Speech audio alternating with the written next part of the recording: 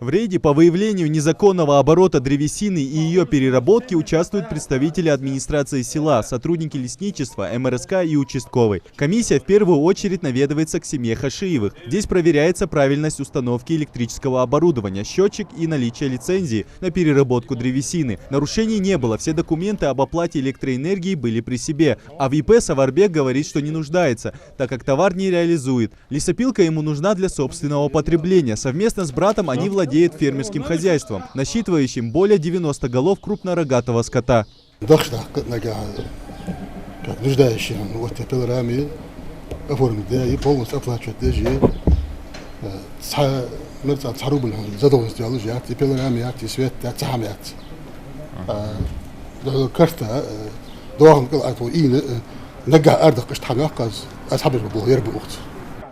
На всякий случай комиссия поясняет, что никто не запрещает предпринимателям осуществлять свою деятельность, однако она должна быть в рамках закона. Даже если предприятие имеет все документы, владелец не освобождается от ответственности за древесину, которая обрабатывается в его цехах. В случае выявления нарушений закон обязывает наказать владельцев лесопилок штрафом, а в некоторых случаях вплоть до изъятия оборудования. Например, в очередном рейдовом мероприятии в начале этого года Хусену Аздоеву из-за отсутствия регистрации в налоговой запретили реализовывать продукцию. Сейчас проверкой группа навестила его в очередной раз. Комиссия подтвердила бездействие пилорамы. Показатели потребления энергии на счетчике с момента запрета не изменились. На земле еще старая пилка, а произведенное на тот момент сырье так и стоит в ряд. Как заверяет сам Хусейн, его регистрация в процессе завершения.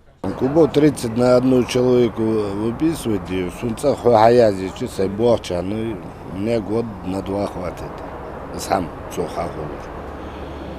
Так, лежки есть, все ели налог даялы, блогбер, так, паратует. Были те, кто своевременно обзавелся прозрачным бизнесом. Юсуп Аздоев сразу же после установки оборудования занялся сбором документов. Теперь он уверен в своем производстве и не боится, что завтра нагрянут с проверкой, и смело выступает на камеру. Уверен, что закон пилорамы.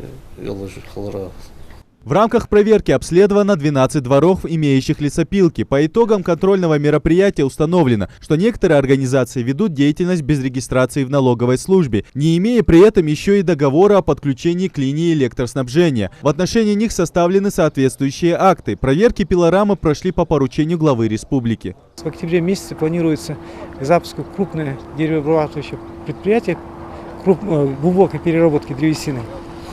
И неоднократно мы уже встречались с руководством этого предприятия.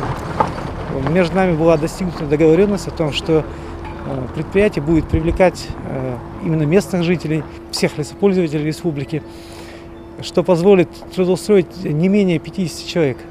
Проектная мощность нового предприятия будет составлять 5000 кубометров готовой продукции в год. Товар будет глубокой переработки. По словам руководителей компании, они готовы создавать кооперативы непосредственно с малыми предприятиями для совместной работы. Это еще один повод для владельцев лесопилок зарегистрироваться в налоговой службе. Идрис Ижиев, Адам Гулоев, Тамерлан Ужахов, Новости 24.